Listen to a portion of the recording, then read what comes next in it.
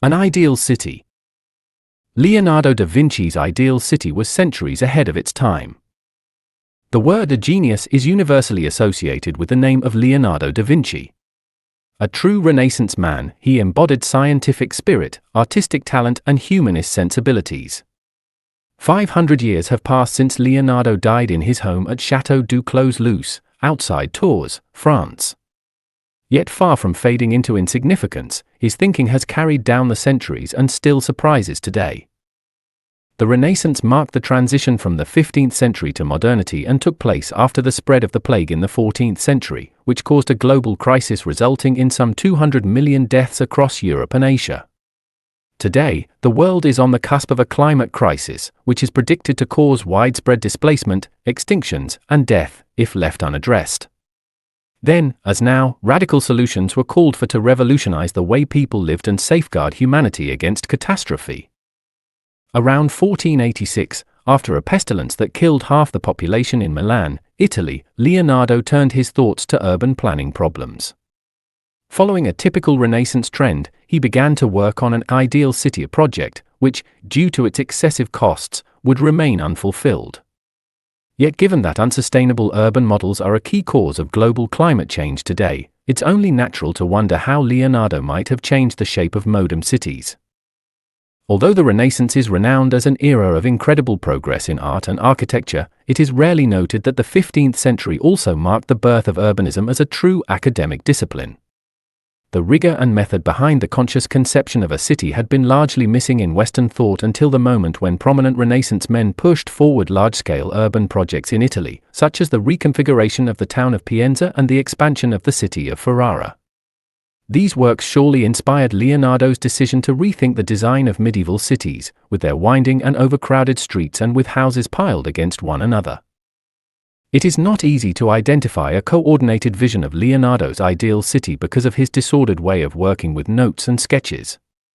But from the largest collection of Leonardo's papers ever assembled, a series of innovative thoughts can be reconstructed regarding the foundation of a new city along the Ticino River, which runs from Switzerland into Italy and is 248 kilometers long. He designed the city for the easy transport of goods and clean urban spaces, and he wanted a comfortable and spacious city with well-ordered streets and architecture. He recommended high, strong walls, with towers and battlements of all necessary and pleasant beauty. His plans for a modern and rational city were consistent with Renaissance ideals. But, in keeping with his personality, Leonardo included several innovations in his urban design. Leonardo wanted the city to be built on several levels, linked with vertical outdoor staircases. This design can be seen in some of today's high-rise buildings but was unconventional at the time. Indeed, this idea of taking full advantage of the interior spaces wasn't implemented until the 1920s and 1930s, with the birth of the modernist movement. While in the upper layers of the city, people could walk undisturbed between elegant palaces and streets, the lower layer was the place for services, trade, transport, and industry. But the true originality of Leonardo's vision was its fusion of architecture and engineering. Leonardo designed extensive hydraulic plants to create artificial canals throughout the city. The canals, regulated by clocks and basins, were supposed to make it easier for boats to navigate inland.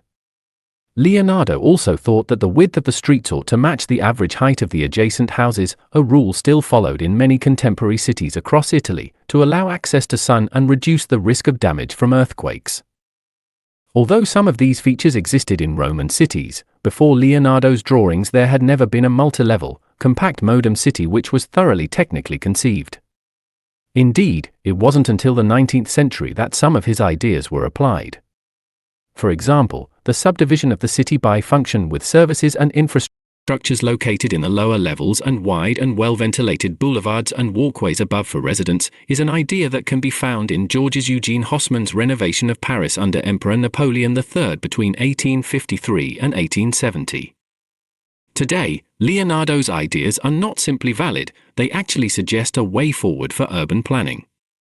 Many scholars think that the compact city, built upwards instead of outwards, integrated with nature, especially water systems, with efficient transport infrastructure, could help modern cities become more efficient and sustainable.